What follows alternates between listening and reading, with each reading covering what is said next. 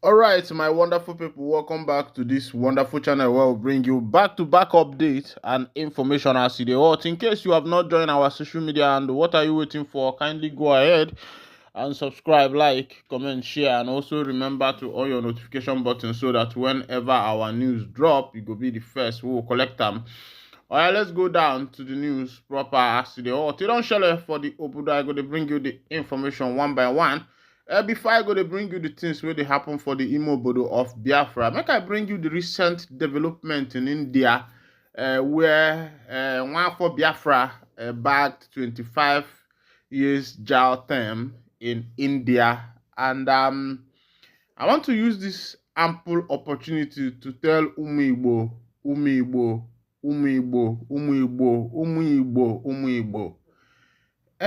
it's high time Igbo youths and Igbo pedal this down, because when Chukwuka Abiyama created us, at the territory where he put us, the environment, you find out that from the day one, Ndi Igbo were very creative people. If you go to Ozuoka, where they mode gun, where they mode gong, and the rest of them, and Igbo people were the first to replicate exactly what the white man was doing in the work of mechanics, welding, and the rest of them.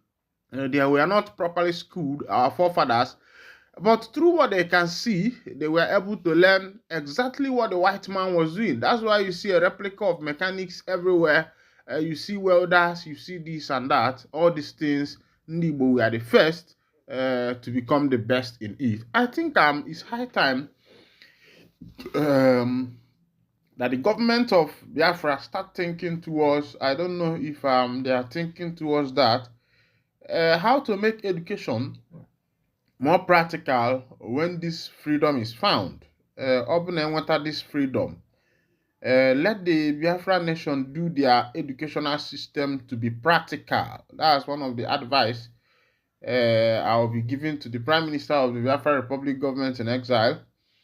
Let it be a practical system of education. Go to China, go to London, you see that these children are practicing.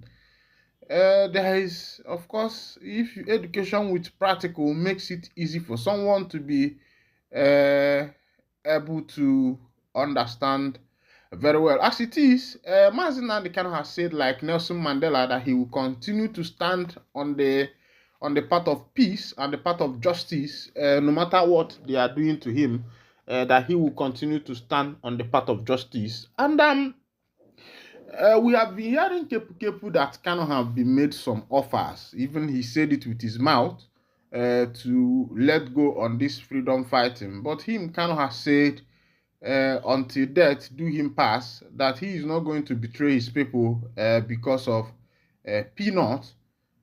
And that is why Africa is going backwards, because our leaders have refused to make sacrifice.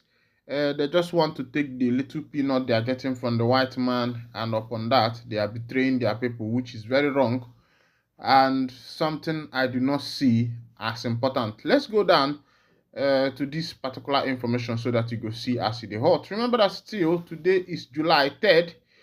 As it be, like Mandela, Nnamdi Kanu stand for truth, justice, Kismen, right, Tinubu.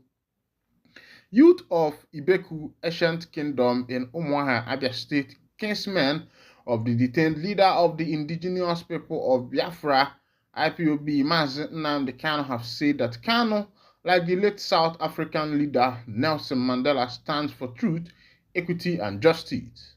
The youth, in a letter to President Bola Ahmed Tinubu, regretted that Kanu's agitation for equity and fairness for all was misconstrued by the previous administration, which decided to cram him into detention instead of addressing the fundamental issues he was raising.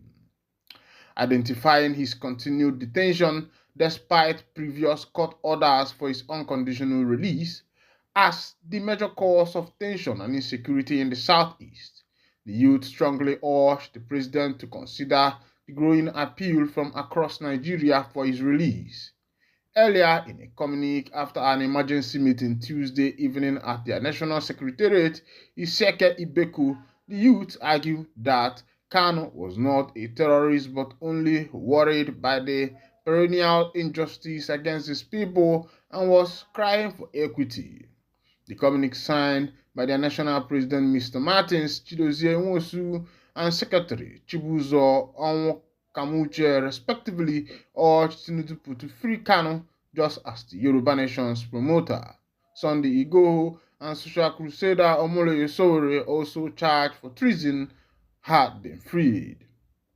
It read in part, our brother Mazi Nnamdi Kanu only stood for truth, equity, and justice for the Igbo tribe and the eastern part of Nigeria.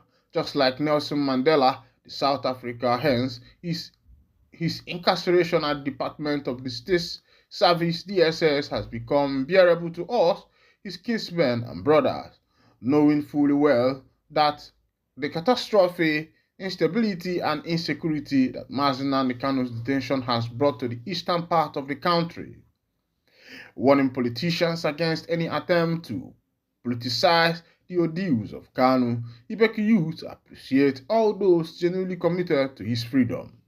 They particularly urged the Apex Igbo Social-Cultural Organization Ohanezendigbo to caution ex-president Reno Omokri, ex-presidential aide Reno Omokri, against unguarded utterances and provocative comments on Kanu.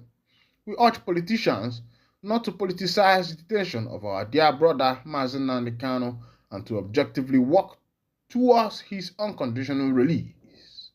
As it be, there are some comments that have been coming from Reno Omokri recently. He was going back to some of the comments and some of the broadcasts that were made by Mazi Nnamdi Kanu out of anger. You know that every living being and every human being who is sympathetic enough to understand his environment, what is actually happening there, would agree with me that Kanu was speaking out of anger and out of compassion for his people, because during that time there were a lot of things that was happening in the southeastern part of Nigeria.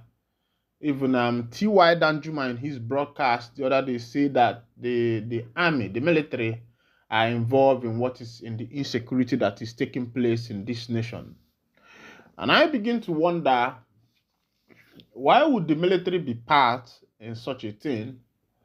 And remember, around last year, there was an article I posted for you, an army accountant general who was accused of amassing billions of dollars that was meant for procurement of materials, war materials, and the rest of them in order to be able to safeguard or protect the people from insecurity. But looking at the scenarios, looking at what is transpiring, what has happened so far, what has taken place, and sometimes you agree with me that there are some things that are going on underground with the military.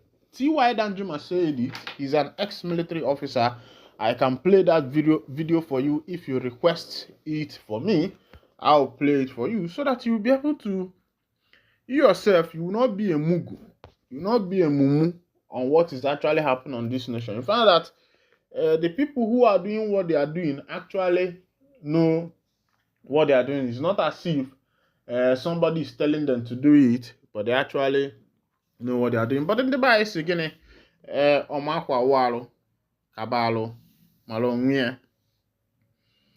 Let me bring you back to what happened in India with Nwafibo, who was caught with a lot of illicit drugs, and he is going for 25 years imprisonment. The National Drug Enforcement Agency announced on Tuesday that Freeman Obonna, a drug trafficker arrested and prosecuted by the agency, has been sentenced to 25 years imprisonment by a federal high court in Lagos. The NDLA's Director of Media and Advocacy, Femi Babafemi, disclosed this in a statement on Tuesday. The sentencing occurred 3 months after Obonna vomited and excreted 80 wraps of cocaine following his arrest at the screening point of the Terminal 2 of the Murtala Muhammad International Airport in Ikeja, Lagos. Ogbonna was arrested on Sunday, March 31st, 2024, while attempting to board a flight to Delhi, India, via Doha on Qatar Airways using a Liberian passport under the name Car Bismarck. The statement stated that a body scan later confirmed he had ingested illicit drugs. The statement said preliminary checks revealed his real identity as Freeman Charles Ogbonna, and he was subsequently placed under observation in the NDLA custody, where he started to manifest signs of discomfort. My people, I don't see as they be ego kwarapu. You get this music of Osankwa where say na onye ụgwọ ọnwa ya na-ezulu ọrụ ọ na-abụzi over time nya ga-ezulu nya bụ onye when I send day one and here I go to wind down the curtain. And if this is your first time of joining us on this wonderful channel, kindly go ahead, subscribe, like, comment, share, and also remember to on your notification button so that whenever our news is dropping, you could be the first to collect them. Thank you for listening. God bless you plenty.